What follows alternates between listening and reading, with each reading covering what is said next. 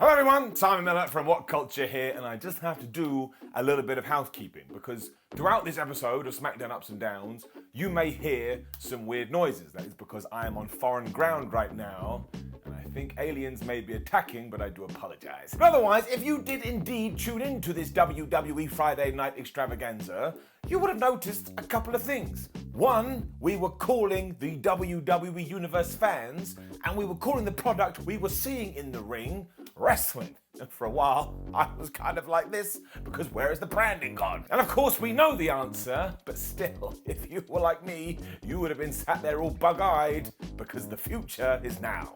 Or something. Otherwise, yes, thank you very much for joining me as always. We have just had an episode of SmackDown, which also just happened to be the go-home show for SmackDown. No, SmackDown for SummerSlam, the premium live event. But was it any good, or did it suck? Let's up those down.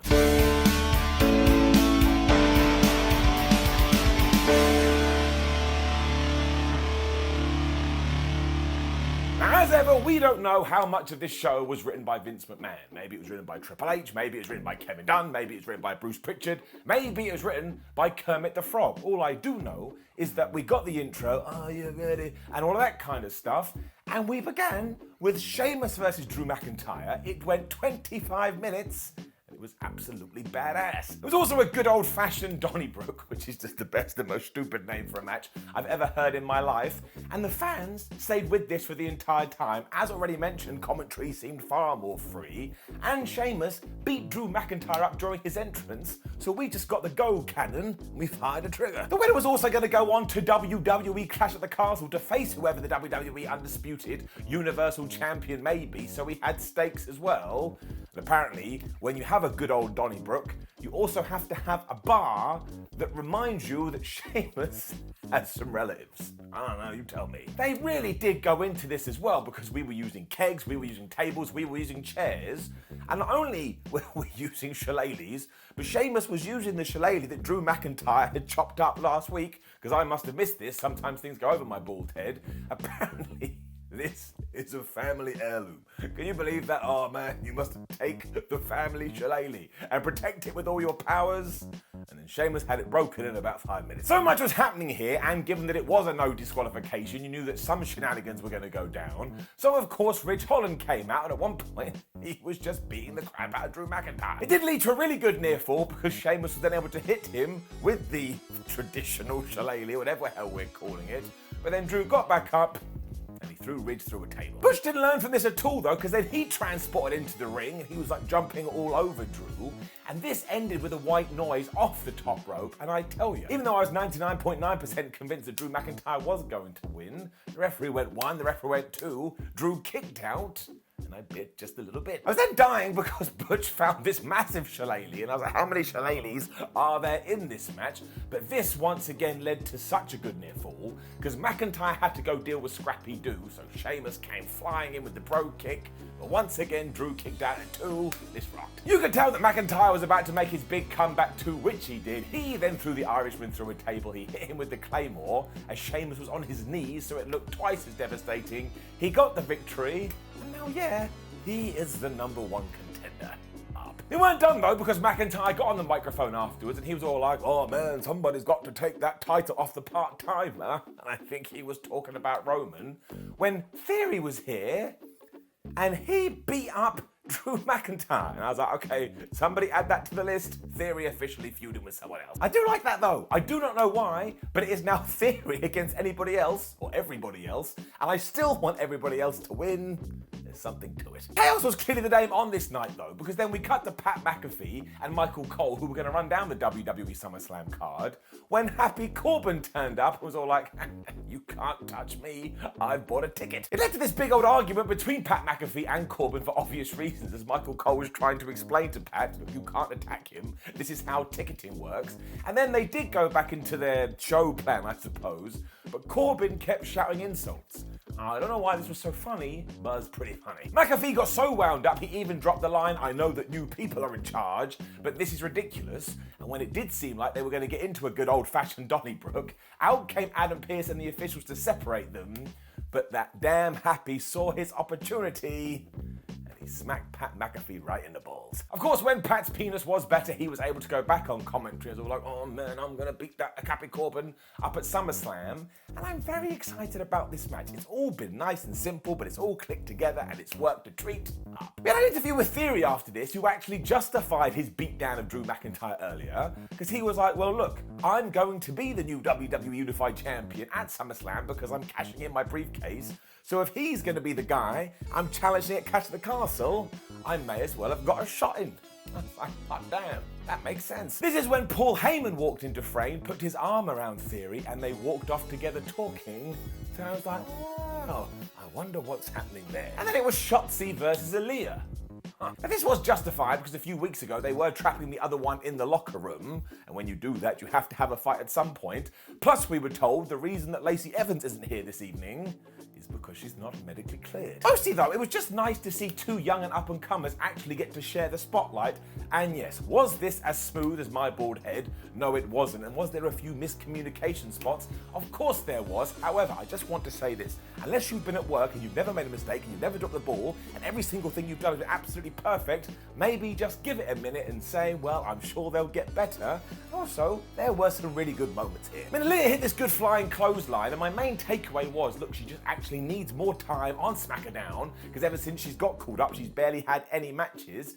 And when we got to the finish, Shotzi hit that move as hers. It's like called Sleep Time 9000. It's not called that, but it is absolutely devastating. It got the win, and there was something about this that I just liked. I was like, let's push Aliyah, and let's definitely push Shotzi, because she's different, and different is good.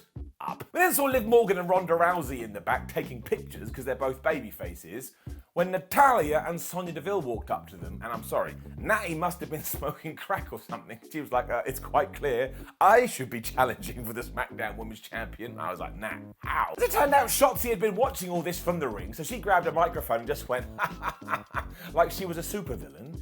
But then Ronda Rousey walked into the ring, she killed her. She then got on a microphone and said she just wanted to fight everybody, and she took out a heckler too in the crowd, so Ronda was on fire. And amazingly, this was actually building to Ronda Rousey and Liv Morgan taking on Sonya Deville and Natalya. So if you went really quiet, somewhere in the distance, you could hear Terry Long going player, player. Now, of course, because Ronda and Liv were on the same team, WWE had to ask the question, oh my gosh, how are they going to be able to coexist? And as ever, I was like, well, I can tell you how I know they're going to coexist, because I can see Liv Morgan and I can see Ronda Rousey stood next to her, so they are coexistence, and nobody has been swallowed up by a black hole. The real question was whether they were going to get on or not, and the answer was no. I mean, they wouldn't tag each other in, they kept looking at each other, they kept getting into arguments. And the story here is that Liv Morgan wanted to prove to Ronda Rousey, I can get this done. Even though there's two WWE superstars from across the ring, I believe I can get the pinfall. So any time she had the opportunity to tag out, she did not. The commentary team also made sure to tell us, what is Morgan doing? Why isn't she tagging in Ronda Rousey?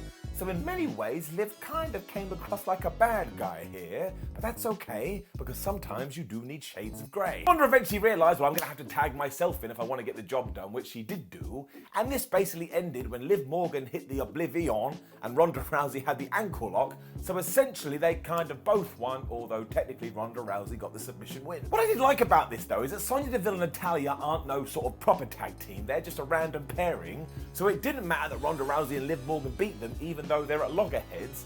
And once again, it made me go, well, I have no idea what they're going to do at SummerSlam. Maybe I should tune in, giving it up. We were then told, I think, that Jeff Jarrett was going to come out to tell the Street Profits and the Usos the rules for their match at the Premium Live event. Actually, this was pretty good. Poor Jeff did get watted a little bit, but that's always going to happen. But when Jimmy and Jay and Montez and Angelo took over, this became pure fire, because the Usos are like, hey Jeff, is it going to be a disqualification if we break Montez Ford's nose again? Which they did do on Raw. So Angelo Dawkins was like, hey Jarrett, is it going to be a DQ if we beat Jimmy so bad that his face paint comes back? I thought that was a good line. Jimmy Jarrett couldn't be bothered with any of this because he started to stoke them all up when accidentally he got super kicked in the face as both teams looked at each other like, uh-oh, what have we done? Also, fair play to JEFFJARREET. He sold that like it had been shot. It was wonderful. And then they all bailed out to the ring. Montez Ford did one of his fantastic dives. So they had done it again. Look, I've always thought this match was going to be good because they don't have bad matches. But this just felt like you added a little something into there. So now I'm twice excited. So we got to do it again. Up. It's also convinced me that something is going to happen on Saturday night. What that is, I don't know. But look at my face, I'm serious. Something is definitely going on with the Maximum male models as well, because we did get their beachwear collection, although we kind of zoomed through it with a backstage skit, that was still ridiculously stupid, so I loved it. And Maxine Dupree was here, but at the end of it, Max Dupree flew back in, and he was like, oh, we're still looking for new models. So I suppose that's back on the table. And we can make this work too. I wouldn't get rid of this at all. I mean, look at someone like Rick the Model Martel. That guy was a fantastic heel. You just have to find the right balance between goofiness and seriousness. And as I've said 1,000 times, that is my favorite takeaway from wrestling. So again, I'm pumped for this. We shall see. Throughout all of this, the New Day and the Viking Raiders, they are no longer new and vicious, made their way to the ring. I'm just going to tell you this one straight, there's no wibbly wobbly here. They had a great match. The main reason was that Eric and Ivar were allowed to be the old Viking Raiders, which is actually kind of ironic, and we all know the deal with Kofi Kingston and Xavier Woods. They could be in there with a broom and they'd have a good match. And given the finish of this, well, my eyebrow has gone up. Kofi was being beaten up for a while, including Ivar slamming him into Barry Barricade and then just flattening him like a pancake. But of course we did this so we could build to the hot tag to Xavier Woods, who got in there and started throwing bones. He also hit a side Russian leg sweep, and I was like, damn it, we need more of those, as well as a double axe handle off the top, which we also don't. And then he hit a tornado DDT for a near fall. Kingston was then back in, and he was trying to win using the most devastating move in all of sports entertainment, the surprise roll-up, because he knows. But that didn't work, because he got smacked so hard in the face, I thought he was dead. When the Viking Raiders picked him up, they hit the double power bomb, and they beat him clean as a whistle. I mean, honestly, this was my face. I was like, there's no shenanigans. It got even better too, because Kingston had been slaughtered. The Viking Raiders were like, we shall finish him off with our shield. But because Xavier Woods is his best friend, he got in there. He tried to defend his buddy. Instead, he got smacked with this weaponry, and then his foot, or his leg, whatever you want to call it, got Pillmanized, meaning the Viking Raiders walked off being all like, ha ha ha ha, we have done it. Like Sagat. So what a well put together story this was. In around about 5 minutes, I'm like, oh man, these Raiders, they're a badass tag team, and the New Day can get away with everything because they're so damn entertaining. Look how excited I'm getting. Please let this carry on. Up. As you can imagine, it was then time for our last segment on SmackDown, because that opening match had taken up a quarter of the show. But it was Paul Heyman, so let's just get on with it. Because he went into his usual shtick that he's so good at, but he also said two very interesting things. One, he would not let Brock Lesnar ruin Roman Reigns' up-and-coming 700-day celebration as the champion, and it would be over his dead body. And also two, once the head of the table is done with Brock, we will never see him again. And I tell you, I can kind of see it, because let's not forget that Brock Lesnar was very much a Vince McMahon guy, and Vince McMahon was very much a Brock Lesnar guy. So maybe Brock is happy to do the favors at SummerSlam and then ride off into the sunset. And hopefully he has no horse, because he'd look really weird. Alternatively, he did say that because a big surprise was coming, because Brock's flipping music hit, the crowd went crazy, he came to the ring, and as always, just a round of applause for Paul Heyman, because he tried to give him the microphone like, you're clearly not here to beat me up. Why don't you talk? That was not the case at all, and just as Lesnar was about to eat him alive, Theory appeared again. He started hitting Brock Lesnar with the briefcase, but honestly, it was like kissing him. It did absolutely nothing. Brock turned around, he beat up Theory, chucked him to the outside when Drew McIntyre was back. He got his revenge. He Claymore kicked Theory, and then take that stupid idea I had a few seconds ago and throw it out the window, because Drew and Brock looked at each other and I was like, oh man, let us do that match again. Maybe even at the Royal Rumble or the Survivor Series or something, because last time they had their feud, they had to do it to silence. It was right in the middle of the pandemic. So when SmackDown did go off air, I was super duper pumped, and like I say, really looking forward to the future. And like, it wasn't a perfect show, there's still things we can do. I always say that because, oh, there's no downs. But basically, every single segment WWE had on this show, they made work in some fashion, including this one. up. We also have to discuss how that translates to finishes. We talked about this on Raw Ups and Downs, that now we're going to do percentages. And on this episode of SmackDown, there was 4 matches, and none of them ended with silliness. So we bring down the shenanigans slider, and it's 0%. That's right. If you weren't sure whether you were going to watch this SmackDown or not, there is 0% of shenanigans, because we didn't have any. But I think we should be excited about that, because look, I'm fine with the DQ, I'm fine with the count out, I'm fine with the distraction, but you've got to use them sparingly, otherwise they get really boring. So imagine I gave this SmackDown a down. Of course I'm not going to do that. I thought it did a great job in building SummerSlam, and it's getting it up. Now please do leave a comment below and let us know what you thought about last night's episode of SmackDown. Like the video, share the video, and subscribe. Head over to WhatCulture.com where you can read yourself some articles. Make sure you come follow us on social media, and we do have other videos. Please watch. My name is Simon for WhatCulture. Thank you for watching me as always. Goodbye.